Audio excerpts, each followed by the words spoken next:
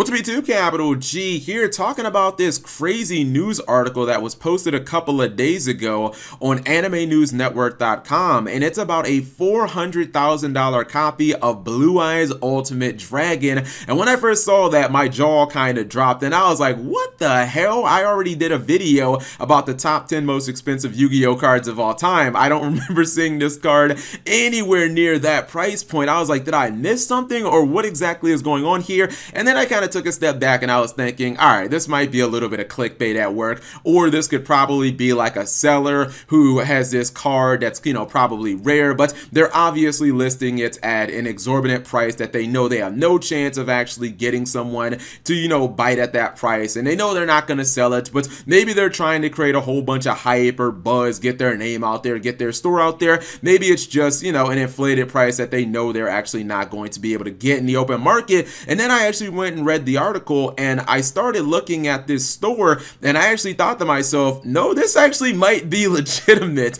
We might be seeing a Yu-Gi-Oh card fetch almost $500,000 or $500,000 on the open market in Japan. And I'm gonna just talk about the article a little bit and then just give my thoughts and opinions on this, because this would be absolutely crazy if somebody sold a card for almost $500,000, and I actually think that it is a very legitimate possibility.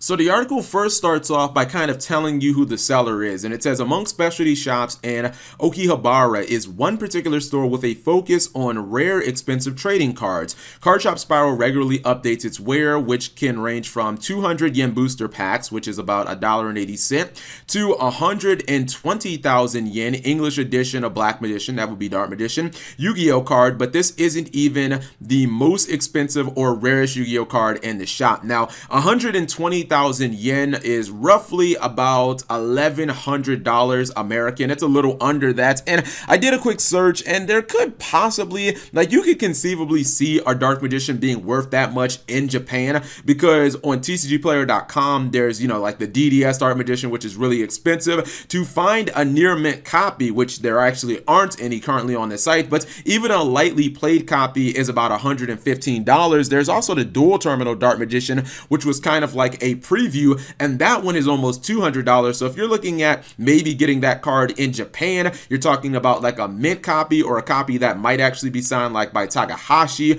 or by somebody who, you know, maybe Dan Green or something like that. I could definitely see that card being worth about $1,000. I'd imagine they wouldn't have a ton of them, but maybe one or two copies being worth that much, it's conceivable. The article goes on to give you a little bit of information about the card itself. It says that distinction belongs to the one-of-a-kind Blue Eyes Ultimate Dragon. Twitter user Saku06 shared images of the card at the shop. This version was once the prize card of the Asian Yu-Gi-Oh! Championship winner, as evidenced by the card's occupying case. Only competition prize cards are sealed in custom-made cases. This card also includes a signboard with a signature of Kazuki Takahashi, the original creator of Yu-Gi-Oh!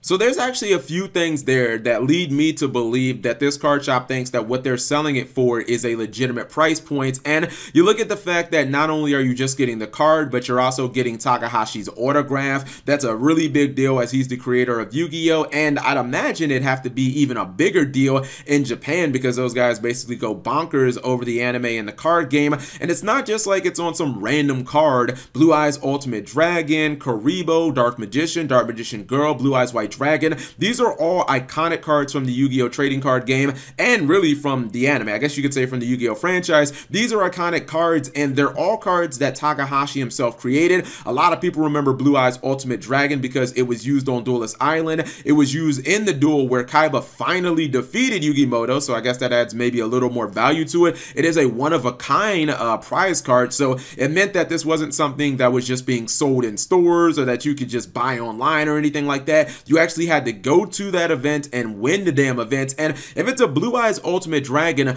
I'm gonna say that this tournament probably happened during the DM era, so this could be a card that, I don't know, is, you know, over 15, 16, 17 years old. This is definitely an old ass card, and on top of that, it is actually in the casing, so I mean, for a memorabilia standpoint, it should never actually get damaged. Let's see, the article closes by saying that Saku was the previous owner of the card and attempted to sell it for 99.9 billion yen, which US is $904 million. This was in 2016. Apparently, there weren't any successful buyers. Well, no shit at that price. And now it's at the card shop Spiral, where they're trying to sell it for 45 million yen, which is the $400,000 you guys see in the title. So when I first heard of what Saku was asking for the price or for the card, I was thinking, bro, put down that fucking crack pipe. Like, I don't know if you're high, you're drunk, or you're just stupid, but there's no one anywhere ever that's going to pay $900 million for a fucking Yu-Gi-Oh card. Like, if cards could be worth that much, don't you think Takahashi would have already made the card and fucking sold it and been in Malibu or something like that vacationing for the rest of his life? He would have already retired. I think if you're going to spend almost $1 billion, you probably should get the entire Yu-Gi-Oh franchise and like all the rights to everything Yu-Gi-Oh, because you know Konami's worth over $6 billion, but when you really think about Konami, like what do they actually own? Like what do they actually have that brings them money right now? Because the only three things that I could think that bring in Konami money on a regular basis are pachinko machines, the Yu-Gi-Oh franchise, and I guess maybe Pro Evolution Soccer, and that's just because they make that game every year. I know that it doesn't make anywhere near close to like what fucking FIFA makes, but what else do they really have as a $6 billion company that brings them in revenue? I mean, they don't make any fucking money off Metal Gear Solid or Castlevania or Silent Hill because they're not making those games right now. So Yu-Gi-Oh and pachinko is basically all their money. So yeah, if you're going to spend $1 billion on Yu-Gi-Oh, you probably are going to get the entire franchise. But this is kind of crazy, and one of the reasons why I think that this card could actually sell. Picture this, there's a Japanese actress or actor who's really big, or maybe the CEO of a really big company in Japan, Nintendo, Sega, Toyota. Hell, you could be, I don't know, a mob boss in the fucking Yakuza or something like that. You're making $6-7 million a year, but you've got a grandson, a niece, a nephew, maybe a son, a daughter, something like that, who is just huge into Yu-Gi-Oh! Yeah, could you consider dropping 400 grand on a piece of memorabilia that you know is a one-of-a-kind and cannot be duplicated and is basically going to be a collectible forever? Yeah, I would probably consider that. Like, I think that they might actually do that. Now, my question is, do they actually keep this card at the shop at all times? I couldn't imagine that they would, right? Because Saku took the picture of the Blue Eyes Ultimate Dragon and it was actually at the card shop, but there's no way that they can keep the card there. It would just be a huge security risk. I mean, how often do you think that somebody is going to walk in with $400,000 and be like, give me that card, please? I saw it at the last locals and I just had to come back and get it, man. I would imagine that they must keep it at, I don't know, some type of safe deposit box off site or something like that, because it just wouldn't make any sense. I don't know if you guys ever saw that John Moore video, the one he posted not too long ago, but there was an incident over here in the United States where somebody like drove a car into a locals and I like robbed the place. They took like, I guess the cash register and a bunch of the expensive cards, and it's like, bro, if people will do crazy shit like that over here and there aren't cards that are worth anywhere near that amount, then imagine what the freaking rare hunters out there will do for a $400,000 card. And I know this is not really related, but it actually got me thinking, like, didn't Yugi's granddad keep his Blue Eyes White Dragon like on him or at his shop at all times or something like that? I mean,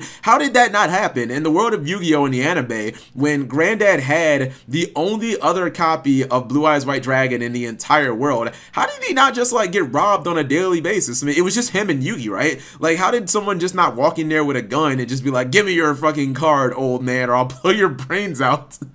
Plot holes for the win. So my question for you guys is, if you were super rich, would you ever consider spending this much on a Yu-Gi-Oh card? Maybe you're like Akira Toriyama, obviously the creator of the Dragon Ball franchise. You got $175 million in the bank. You're not gonna fucking spend all that money before you die. Would you just go ahead and buy something like this? You know what I'd do?